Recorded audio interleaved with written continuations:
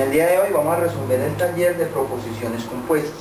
¿Cuál es el objetivo de resolver esos talleres? Es, primero, que usted lea el capítulo, lea la teoría, resuelva el taller, compare con las respuestas que se le ofrece al final de cada taller y después sí mira el video, es para que pueda tener una mejor comprensión del mismo. Entonces, en el taller de proposiciones compuestas, el primer punto, arranca con la proposición simple que la denominan P. La proposición simple denominada P dice: las diagonales de un rectángulo son congruentes. Es lo que llama la atención en la palabra congruente.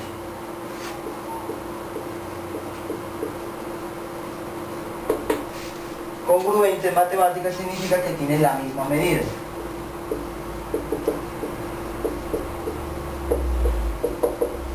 De lo que debemos hacer de entrada, o de lo primero que tenemos que hacer, es determinar si esa proposición simple es verdadera o no.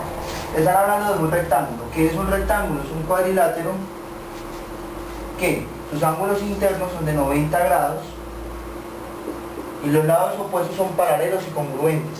¿Cuáles son las diagonales? Las diagonales son las que parten de un vértice al vértice opuesto. Entonces tenemos esa primera diagonal, diagonal 1.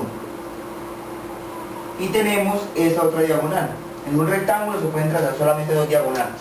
Ahora, con conocimiento simple, sencillo de geometría del colegio, sabemos de que esa diagonal es igual a esta. Porque si usted lo piensa un rato, se da cuenta que aquí hay un triángulo rectángulo y aquí hay otro.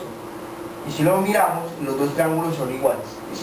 Entonces, la primera proposición simple, las diagonales de un rectángulo son congruentes, uno puede decir que es verdadera. La proposición simple es verdadera.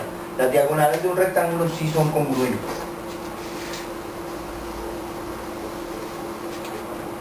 Entonces, por eso la primera es la P verdadera. La segunda proposición simple, que la denominaron como Q, dice: los lados de un cuadrado no son congruentes. Empezamos primero recordando que es un cuadrado. Un cuadrado es un cuadrilátero que los ángulos internos son de 90 grados. Los lados opuestos son iguales y paralelos. Eso quiere decir que todo cuadrado es rectángulo, pero no todo rectángulo es cuadrado. Porque para ser cuadrado se tiene que cumplir que los lados son iguales, miden exactamente lo mismo. Eso implicaría que por definición un cuadrado, sus lados son congruentes. La proposición simple Q dice que no son congruentes, es decir, que no miden lo mismo, sí miden lo mismo. Entonces yo ya puedo decir o afirmar que la proposición simple Q es falsa. Y eso da respuesta a la primera pregunta, que dice: determine el valor de verdad de las anteriores proposiciones simples. Por eso es que la P es verdadera y la Q es falsa. La segunda pregunta dice: con ayuda de las tablas deducidas en cada uno de los conectores lógicos y del punto anterior, determina el valor de verdad de las siguientes proposiciones compuestas.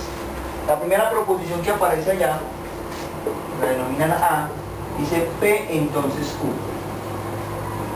Eso que está acá es una proposición compuesta, que en lenguaje materno podría aparecer así: si las diagonales de un rectángulo son congruentes, entonces los lados de un cuadrado no son congruentes. Entonces, ¿qué es lo que hay que memorizar de las tablas de verdad que han visto, pues que se vio en el capítulo? Y es que cuando yo tengo P entonces Q es falso cuando se me da este orden, verdadero o falso. Repito esa parte. La proposición compuesta con el entonces solo es falsa si la primera proposición simple es verdadera y la segunda proposición simple es falsa. Verdadera, es decir, la primera verdadera, la segunda falsa. Si se me da ese orden, verdadero o falso, la proposición es falsa. ¿Qué pasa en caso contrario? La proposición compuesta con el entonces es verdadera. ¿Qué es caso contrario? Las dos verdaderas, falso, verdadero, falso, falso. Otra vez, no se le puede olvidar esa clave. Con un entonces es falso si la primera es verdadera y la segunda es falsa. ¿Listo? Miremos el orden que aparece acá. Tengo P entonces Q, la primera es verdadera y la segunda es falsa. Por esto que nosotros dedujimos de las tablas de verdad, sabemos de que eso es falso. ¿Listo? Por eso la respuesta que aparece ahí es que A es falsa. Miremos la B. La B dice P y Q. Con el conector lógico I, el lenguaje materno quedaría así: las diagonales de un rectángulo son congruentes y los lados de un cuadrado no son congruentes. Algo para aprenderse con la I es que es verdadero solamente si las dos son verdaderas. Es decir, para que sea verdadero, con el conector lógico I exige que las dos proposiciones simples tengan que ser verdaderas. En caso contrario es falso. ¿Qué es caso contrario? Falso, verdadero, falso, falso, verdadero, falso. Es decir, si hay al menos una que es falsa, ya con la I es falso. Para que con la I sea verdadero, las dos tienen que ser verdaderas. Entonces miramos acá el orden que aparece. Yo ya sé que la primera proposición simple es verdadera y que la segunda es falsa. Como sé que con la I para ser verdadero tienen que ser las dos verdaderas, ya deduzco que esto tiene que ser falso, porque no me está cumpliendo con el modelo. Ya podemos decir entonces que la proposición compuesta B es falsa, lo cual coincide con el solucionario.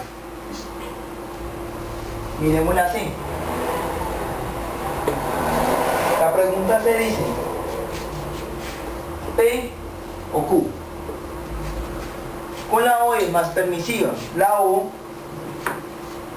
dice que para que eso sea falso se tiene que cumplir que las dos sean falsas.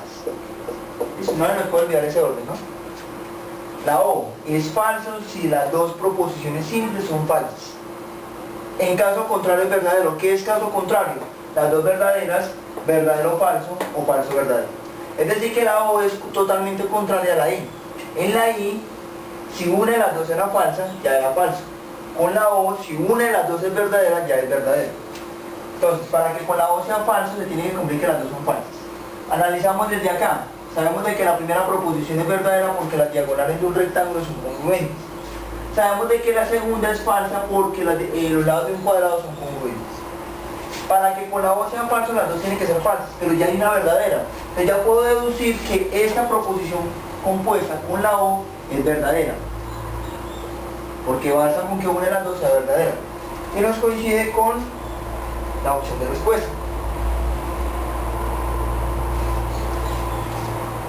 Vamos para la D.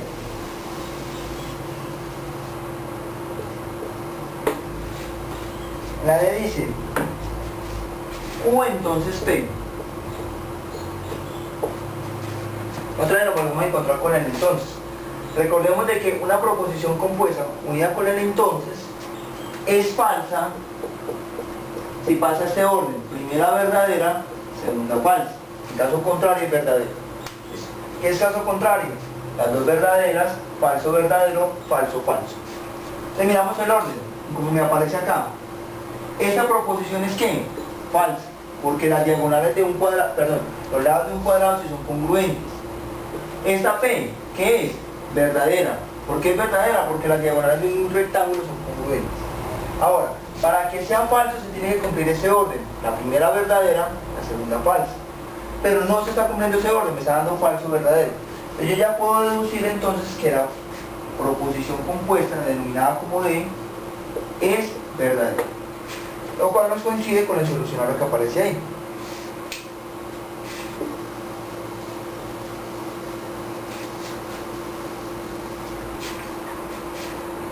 Bueno, continuemos.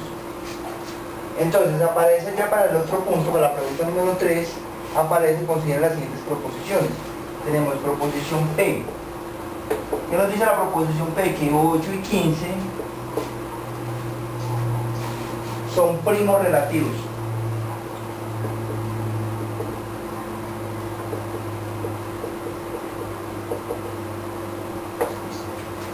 Entonces, ¿qué son primos relativos? Primos relativos es que el número más grande que los divide a ellos dos es el 1, pues entre los números enteros obviamente, que no existe otro número que los divida. Entonces pensemos en los divisores del 8. ¿Qué números dividen al 8? Lo divide el 1, el 2, el 4 y el mismo 8. Eso implica que el 8 no es un número primo, pero cuando hablamos de primos relativos es que entre los dos el máximo común divisor entre los naturales sería el 1. Divisores del 15 sería el 1, el 3, el 5 y el mismo 15. Si comparamos los divisores nos damos cuenta de que el único divisor común es el 1. Eso que implica que la proposición simple P es verdadera. Los dos números sí son primos relativos. Miremos la proposición simple Q. Dice ahí de Q. El mínimo como un múltiplo de 8 y 15, mínimo como un múltiplo de 8 y 15, es igual a 100. Entonces, ¿qué es el mínimo como un múltiplo? Primero, múltiplos, es decir, que ese número va a ser múltiplo común, perdón, que va a ser múltiplo del 8 y del 15, es decir, que está en la tabla del 8 y está en la tabla del 15. Y mínimo significaría que sería el más pequeño de ellos. Es como calculamos el mínimo como un múltiplo de un número. Podemos hacer una descomposición conjunta, es decir, busco acá un número que los divida los dos, o divida uno de ellos dos. Sabemos de que como son primos relativos no hay ningún número diferente del 1 que los divida. Entonces simplemente comienzo a dividir así. Sería saco mitad, 4, ese no tiene mitad, sería 15. Vuelvo y saco mitad, porque ese tiene mitad, sería 2. El 15 no tiene mitad, sigue bajando, mitad 1, es 15. Para no saber cuánto tan largo, ya sé que el 15 lo divide el 15.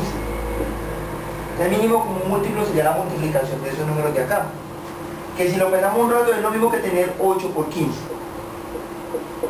Y procedemos a multiplicar 8 por 5, 40, damos 4, 8 por 1, 8 y 4, 12. ¿Qué significa eso? Significa que el mínimo como un múltiplo, el múltiplo más pequeño común entre el 8 y el 15 es el 120, no el 100. Entonces ya puedo inferir que esa proposición simple es falsa. En el otro capítulo, que es de nociones básicas, vamos a hablar mucho de mínimo como un múltiplo, máximo como un divisor. Por si no le quedó claro, no se preocupe que ya lo profundizamos. Pero ya teniendo en cuenta eso,